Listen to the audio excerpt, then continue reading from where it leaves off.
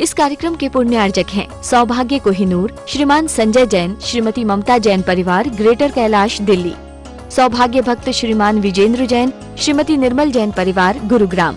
सौभाग्य भक्त श्रीमती महिमा जैन, श्री पुनीत जैन, श्रीमती सोनिका जैन, पाखी जैन, न्यू रोहतक रोड, दिल्ली।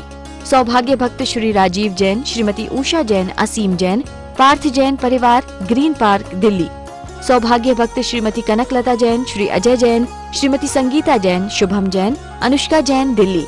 सौभाग्य भक्त श्री नरेंद्र जैन, श्रीमती संगीता जैन, पाशु जैन, श्री सौरभ जैन, श्रीमती पारुल जैन, श्री निखिल, श्रीमती शिल्पा, रिद्यान, विवांश, देवांश जैन परिवार।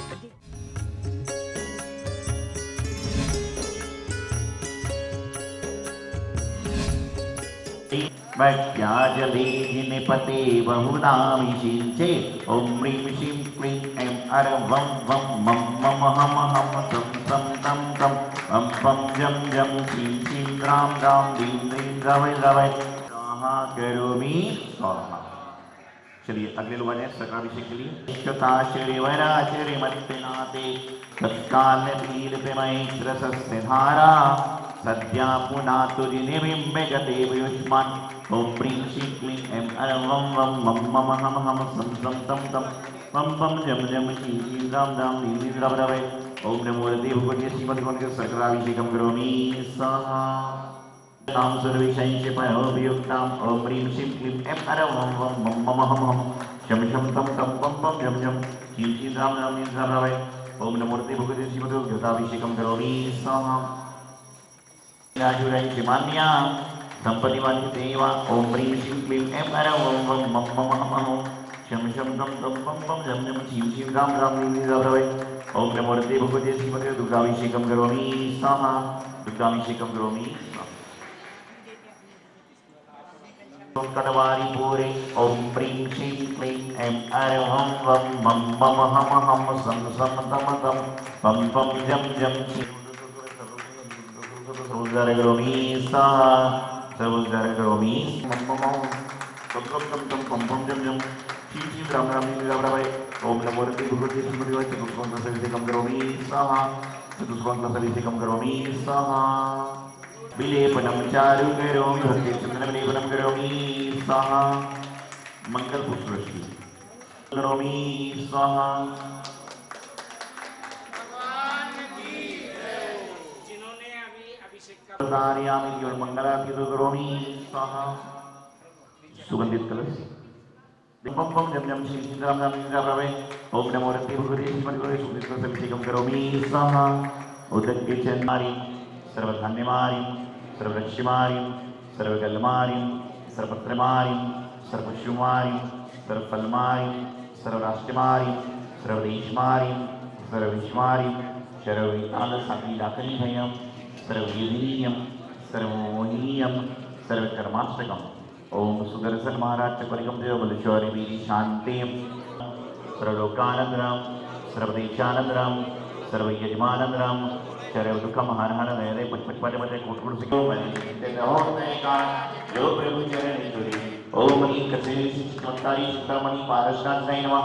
इनके चरणों में मन से वचन सिखाई के बार-बार नमस्कार हो।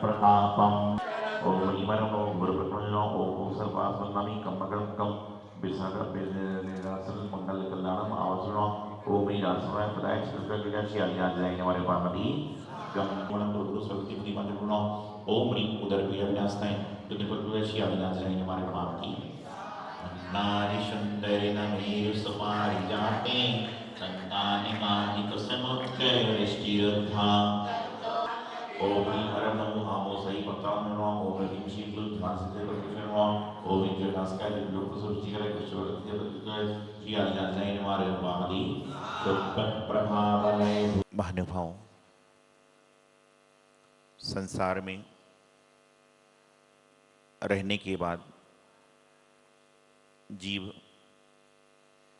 नाना तरह के ऊंचे नीचे अच्छे बुरे कई तरह के कार्य करता है, जिससे कि उन्हें अनेकों अनेक तरह के कर्मों का बंध होता है। अनेक कर्मों का आश्रय होता है। और जो व्यक्ति सत्कार्य करता है, संतों की शरण में जाता है, जिनवाणी का रस स्वादन करता है, वह व्यक्ति निश्चित रूप से सारे के सारे कार्यों को, सारी की सारी क्रियाओं को अच्छी तरह से करके अपने जीवन को अच्छे मार्ग पर ले जाया करता है। एक बार किसी व्यक्ति ने मुझसे पूछा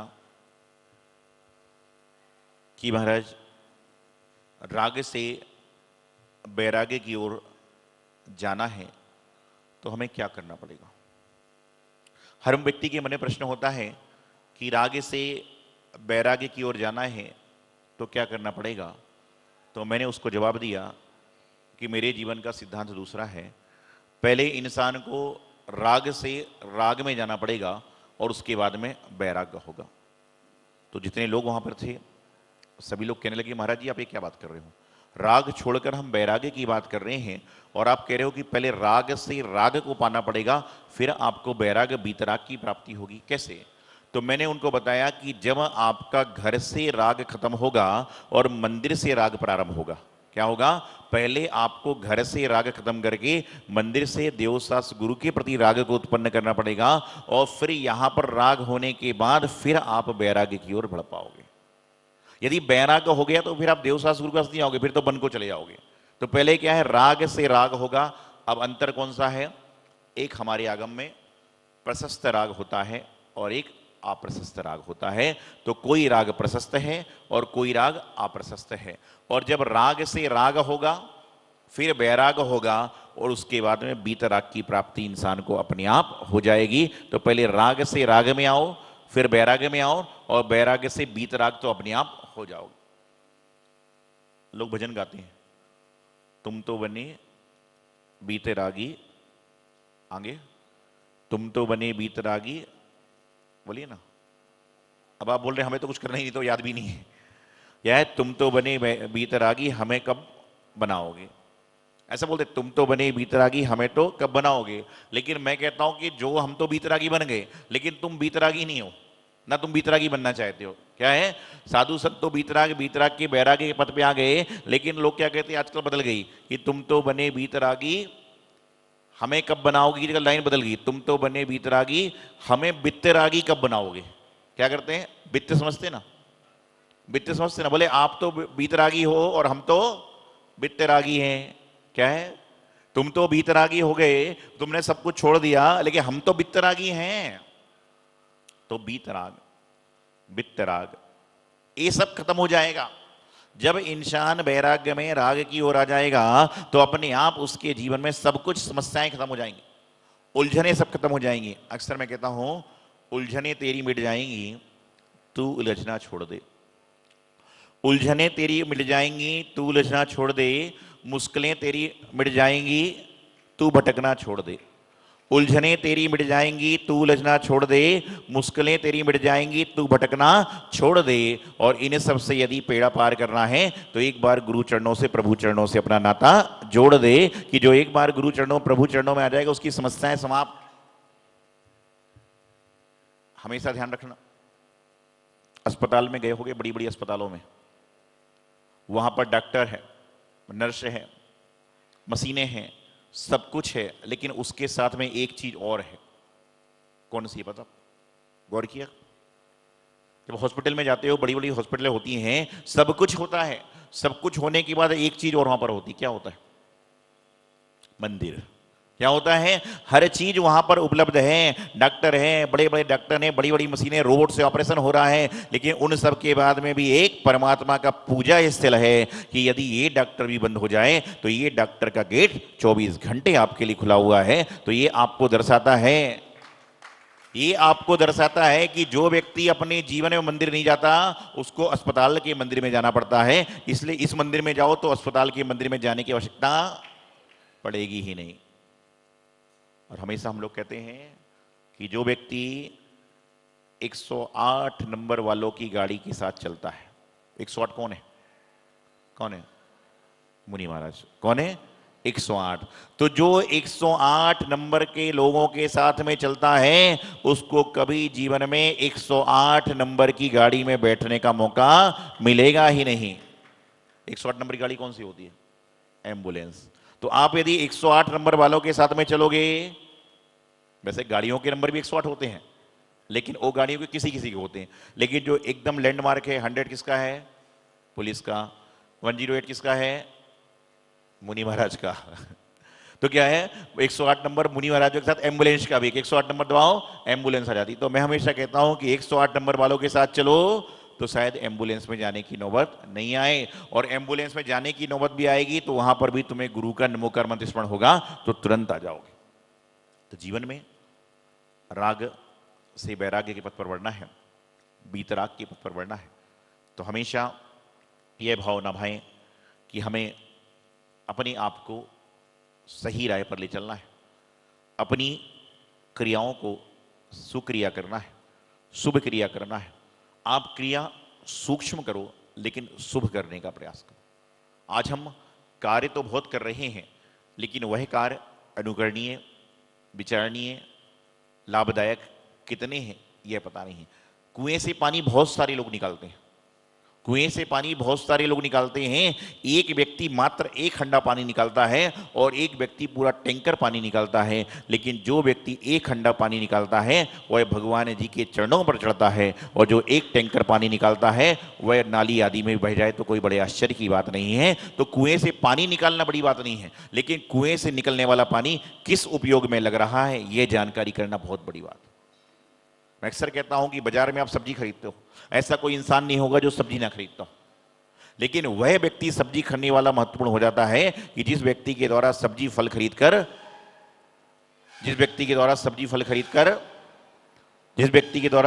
खरीदकर साधु संतों के आहार में पूजा विधान में लग रहे हैं, उसका सब्जी खरीदना सार्थक है। और बाकी तुम दूसरे को सब्जी क्या खिलाओगे, वैसे ही तुमको खा रहा हो। तो सब्जी खरीदने वाला समझदार नहीं है, खरीदने के बाद समझदारी का प्रयोग कौन सा कर रहा है वह समझदार है। रेणसार ग्रंथ में आचार्य श्री कुंद स्वामी जी महाराज ने कहा, जो व्यक्ति मुनियों के आहार के बाद शेषान्न को ग्रहण करता है वह कभी ना कभी तीर्थंकर जैसा ही बन जाए तो कोई बड़े आश्चर्य की बात नहीं है। ये रेणसार ग्रंथ में आचार्य कुंद स्वामी जी महाराज ने कहा। एक बार ऐसे ही मैंने कह दिया कि मुनि महाराज के आहार के बाद भोजन करना चाहिए, तो संग में बहुत सारे साधु होते हैं, 20, 25, 40, 50 भी होते हैं, बहुत सारे चौके भी लगते हैं, तीर्थों पे तीर्थों की व्यवस्था होती है। तो आहार चल रहा था, महाराज का आहार हुआ, एक व्यक्ति थाली लेके खाना चालू कर दिया उसने, तो सारे महाराज का अंतराय हो गया। क्या हुआ? एक महाराज का आहार हो गया, दूसरे ने थाली लेके खाना चालू कर दी, बाकी सबका अंतराय। बोले तुम क्यों खा रहे थे? अरे बोले सुबह तो महाराज ने प्रवचन में कहा था, सुबह तो महाराज ने प्रवचन में कहा था कि मुनियों के आहार के बाद खाना, तो महाराज का आहार हो गया, मैंने चालू कर दिया। भाई समझो, नहीं तो आप लोग क्या करो, महाराज ने बोला खाना चालू कर दो तो लोग चालू कर देंगे। एक बात और बताता हूं आपको, शेषान्न कौन सा कहलाता है? जो साधु ले चुके हैं। आजकल एक सिस्टम चल गया प्रसाद देने का। हम घर में थे तो हम लोग बोलते थे प्रसाद दे दो, चौके वाला उठा के एक सेवफल दे देता था, दूसरा कोई अनार दे देता था। ये नहीं, शेषान्न मतलब होता है कि जो आहार के बाद में जो साधुओं ने लिया है, क्या है? जो साधुओं ने लिया है उसको ग्रहण करना, नहीं तो ये तो उन्होंने ढाई थाली आपको दे दी। तो जो भी है, बात में आपको बता रहा था कि आप क्या है, राग से वैराग्य की ओर बढ़ना चाह रहे हो, तो आपको बीच की जो कड़ी है संयम की, उस संयम को धारण करना पड़ेगा। और आप सबका पुण्य है कि 4 गतियों में आपने मनुष्य गति में जन्म लिया। देव गति में भी रहने का स्थान है, नरक गति में भी रहने का स्थान है, त्रयंच गति में जो पशु पक्षी हैं वह भी अपना रहने का स्थान बना लेते हैं, और मनुष्य भी अपने रहने का स्थान बना लेता है। लेकिन चारों गतियों में श्रेष्ठ गति मनुष्य की क्यों है?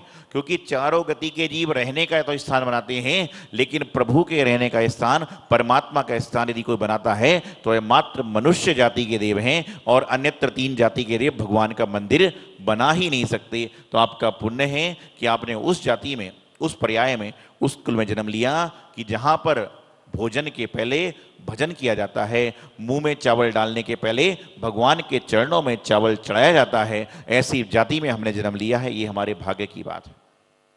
तो अपने जीवन को धर्ममय बनाएं, अपने जीवन को शांतिमय बनाएं, जिससे आपका सभी का जीवन कल्याणकारी हो और जीवन सुखमय, शांतिमय, समृद्धिमय बीते। तो राग से राग, बैराग और बीतराग।